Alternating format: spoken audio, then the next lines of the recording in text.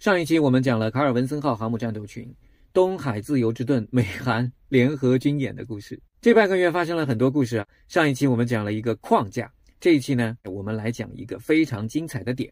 2月下旬，在卡尔文森号航母战斗群去韩国釜山港的路上，龙哥的跨军种协同监视行动就开始啦。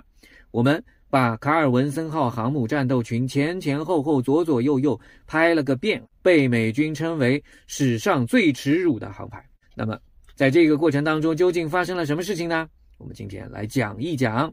我们继续有请四川、陕西、黑龙江的同学们起立鼓掌。我们继续有请16亿公知大侄子们起立互相扇耳光。老规矩，3句话。第一句话，卡尔文森号航母战斗群刚刚穿过宫古海峡，龙哥家的双尾蝎侦察攻击无人机马上就出现在了航母战斗群的上空，后面跟着的是攻击2无人机，再后面跟着的是 BZK-005 无人机，再后面跟着的是运9电子侦察机和一架反潜巡逻机。这要放在30年前啊，不知道大家有没有看过一位当年的海军舰长的日记啊？1996年的一天，美国2艘航母战斗群开进湾湾海峡，当时龙哥家并没有先进的潜艇，只有一艘叫做鞍山舰的2战时期的特别老旧的驱逐舰出海对峙，勇敢的出海对峙。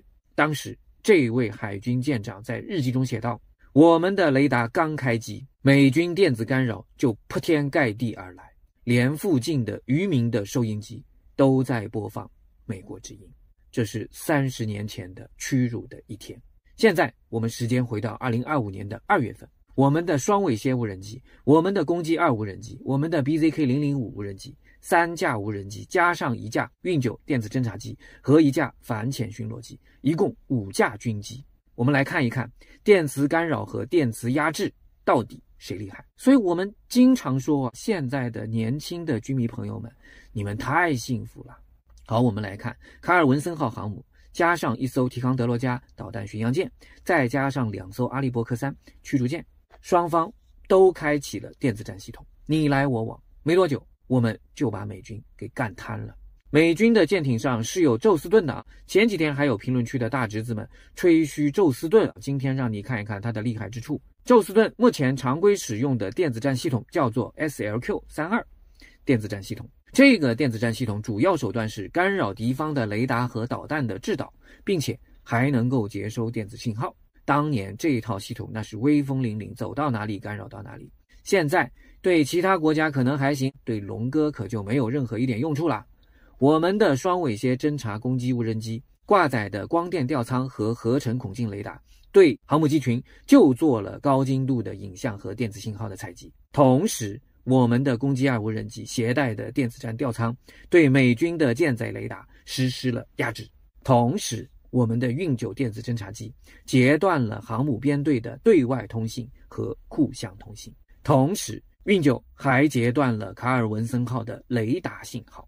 同时同行的反潜巡逻机协同水下的舰艇构建了一张水下的监控网络。同时我们的 BZK-005 无人机飞到更高的位置，进行了中高空广域搜索，扩大了监控范围，并且绘制了实时的战场态势图。再同时我们的运9电子侦察机作为空中指挥节点，把双尾蝎拍到的高精度影像和电子信号，以及把 BZK-005 绘制的实时战场态势图，包括卡尔文森号这几艘战舰的坐标，实时传输到了后方的指挥中心。再同时我们的东风 21D 以及鹰击21咔咔瞄准锁定。好吧，结束了吧，一切都结束了吧。你还能干啥？你还能反抗吗？你还能逃跑吗？你啥都没法干了吧，就等死了吧。